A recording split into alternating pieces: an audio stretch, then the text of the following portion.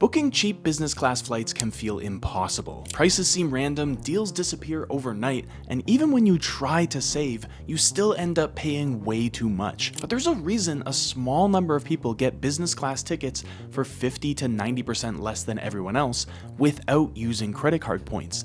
It's because they know the rules that govern business class ticket prices and the strategies for stacking those rules in their favor. So today, I'm breaking it all down. The best ways to book your business class tickets, how to trick the airline algorithms into giving you lower prices, and a massive loophole that could get you a luxury seat for next to nothing. So let's get straight into it. So if there's one thing that will make or break your chances of finding cheap business class tickets, it's timing. Because unlike economy fares, which bounce around unpredictably, business class pricing is actually a little more predictable. If you book at the wrong time, you can overpay by thousands of dollars. But if you get the timing right, you might snag a $5,000 seat for just $1,500. And here's something counterintuitive. Booking super early isn't always the best idea for business class, because when airlines first release flights, normally around 11 to 12 months in advance, they price business class seats at their absolute highest. Why? Because they know that a certain percentage of corporate travelers are completely price insensitive, and they're also completely inflexible, which means they have to buy a ticket at whatever the current price is. But as time goes on, and a certain portion of those seats don't sell, the airline's pricing algorithms start adjusting prices downwards to fill up the business class cabin. Now, it's generally agreed that the best time to book a business class ticket is about 2 to 4 months before your flight, and this is when the airlines really start getting serious about filling those remaining seats,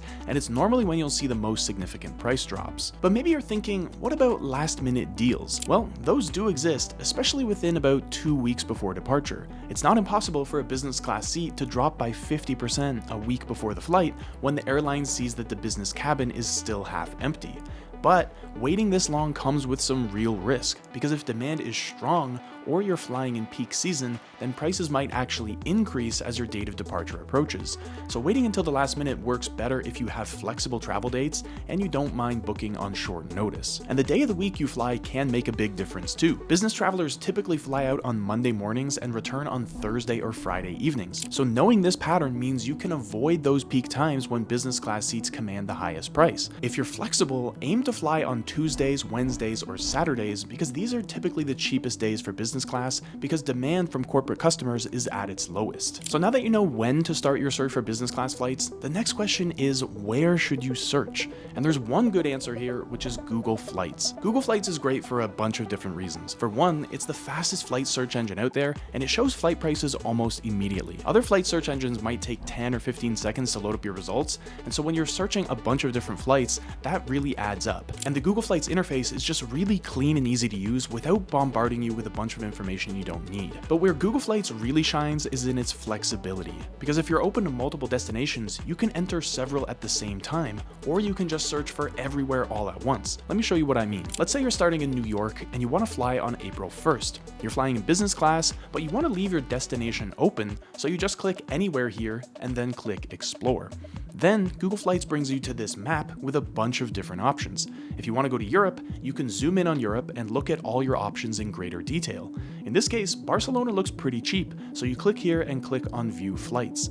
But once you see them, you realize that all of these flights have stops, but you'd rather have something direct. And if you click on non-stop only here, then these flights get much more expensive. So you go back to the map and you click here for non-stop only flights. And then you take a second look and you see that Milan looks like a pretty good option. So you click on View Flights again and you can easily book your flight from there. This search process could have taken you a very long time on other search engines, but because Google Flights makes it so easy, you were able to find a great flight to Milan in just a few seconds. But you can also search across a bunch of different dates at the same time too. Once you've decided that you want to go to Milan, click here on the date box and you'll see prices for months into the future. Or if you decide you want a round trip, just click round trip here and then you'll see round trip flight prices for months into the future. But what I like to do is click on the date grid here, which shows you a bunch of different flight options with different prices across different dates. And maybe this helps you decide to leave on different dates to get a better price. And if you want to find the best dates to go, click here and select flexible dates. Now you can look at different prices if you went for a weekend, 1 week, or 2 weeks, and you might change your mind and decide you want to go to Frankfurt instead. So you click View Flights here, and then you can go back to the date grid and look at all the different date options for Frankfurt. And once you find the dates you like, if you don't want to book the flight right away, you can just tick this here, and Google will track the price of all these flights for you. If the price drops significantly and it's a good time to book, you'll get an email notification from Google Flights so you don't have to keep checking prices manually. So as you can see, Google Flights is a super valuable tool when it comes to saving money on business class flights, and I might make a separate video about it in the future, which I'll link to up here if I do. So if you want to see that, leave a comment below, and if enough people are interested, I'll make that video. But now let's move on to a bit more of an unusual hack, which capitalizes on something the average traveler misses completely. The difference between non-stop business class fares and fares with layovers can be enormous.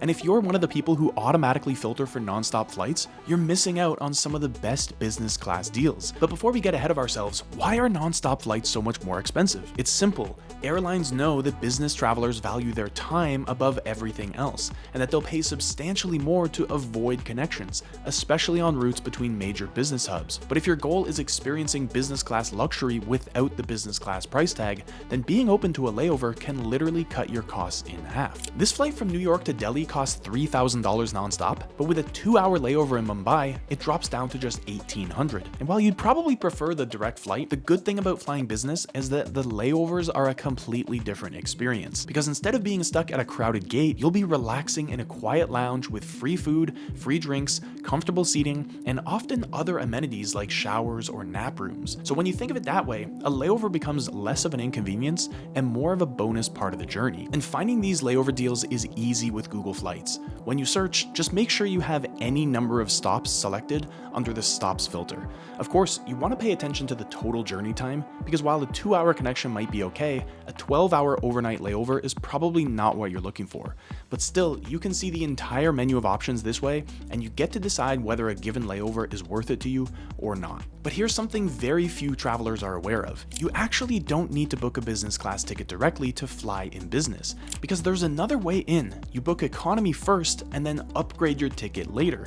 And this approach can save you hundreds or even thousands of dollars compared to booking business class outright. And the logic behind this strategy is simple. Airlines would rather make some extra money from their unsold business class seats than fly with them empty. And so as your departure date approaches, airlines will often offer discounted upgrades to economy passengers. I've personally used this trick a handful of times, including scoring a $350 upgrade on a transatlantic flight where the business class fare was originally $3,500 more than economy, which is a 90% discount.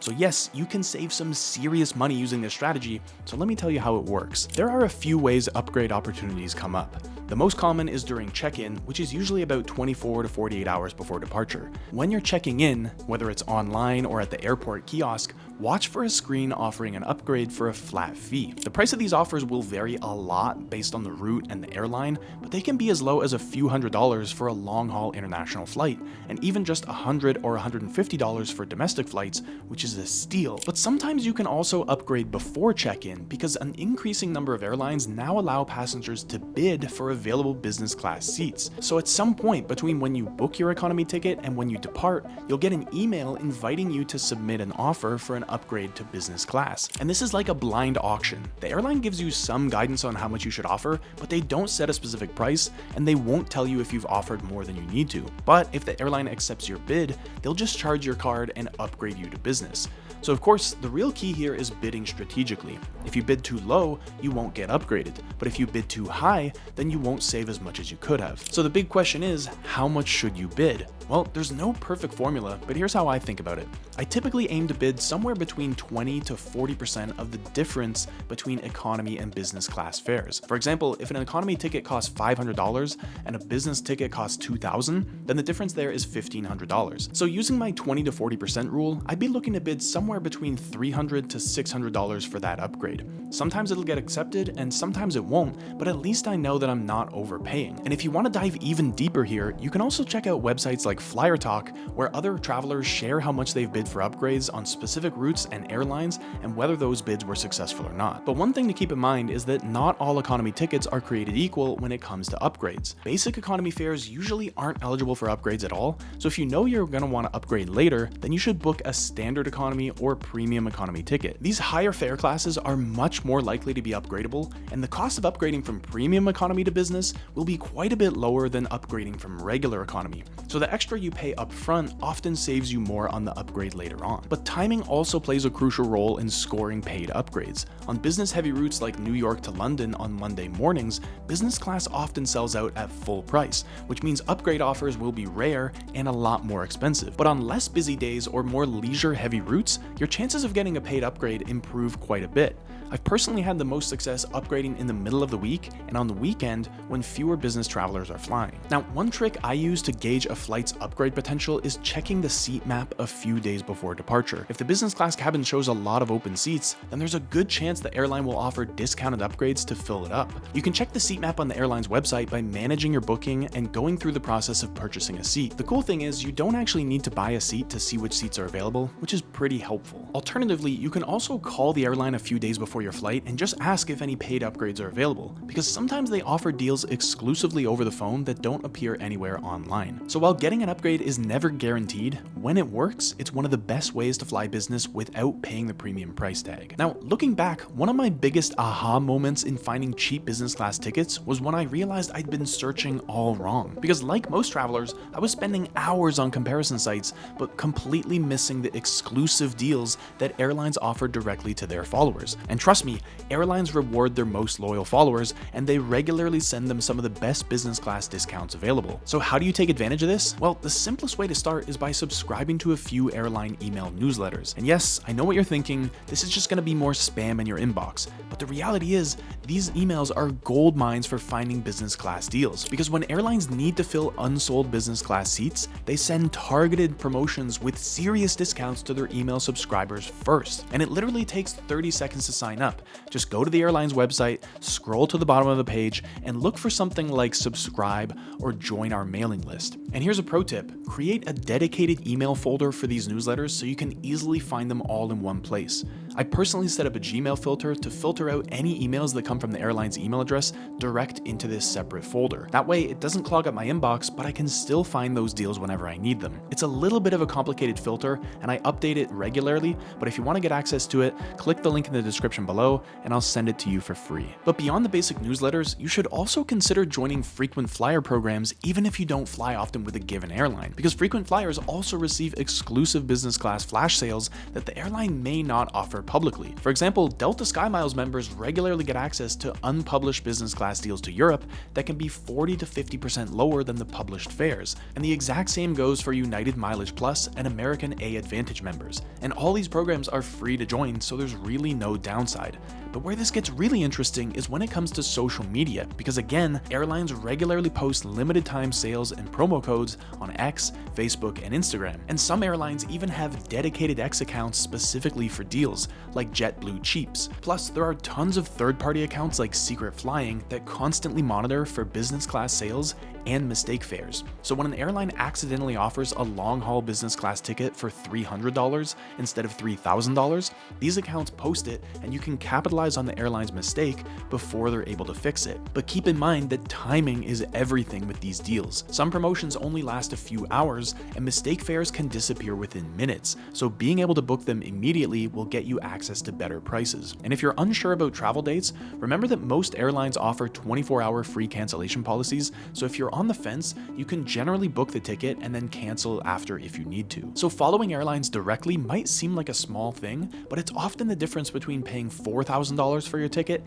and paying $1,500 for the exact same seat. And when you combine it with another powerful strategy, strategically mixing business and economy class tickets, you can stretch your budget even further. So one of the smartest strategies I've learned over the years is selectively choosing which segments to fly in business and which to fly in economy. And this approach has saved me thousands and thousands of dollars while still letting me enjoy the perks of business class when they matter most. And the core concept here is so simple: splurge on business on flights over 5 hours. That's my rule at least, and you can adapt it to yourself, but you'll notice that by taking shorter flights in economy, you can often save quite a bit of money. So let me show you how this works in practice. Say you're planning a trip from Austin, Texas to Singapore. The cheapest flight you find costs $5,200 and has a connection in Vancouver and another connection in Tokyo. But if you search for flights from Vancouver to Singapore, you get get this one for $3,200, $2,000 less than flying from Austin. And if you just add on an economy flight from Austin to Vancouver for $200, you'll get to Singapore for $1,800 less,